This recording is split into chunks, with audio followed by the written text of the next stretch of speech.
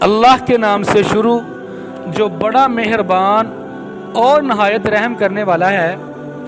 حدیث نبوی صلی اللہ علیہ وآلہ وسلم، نبی کریم صلی اللہ علیہ وآلہ وسلم نے کوئی کام کیا جس سے بعض لوگوں نے بچنا، پرہیز کرنا اختیار کیا۔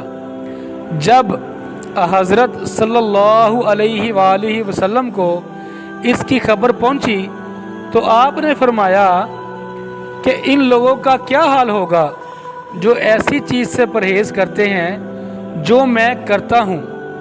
واللہ میں ان سے زیادہ اللہ کے متعلق علم رکھتا ہوں اور ان سے زیادہ خشیت رکھتا ہوں۔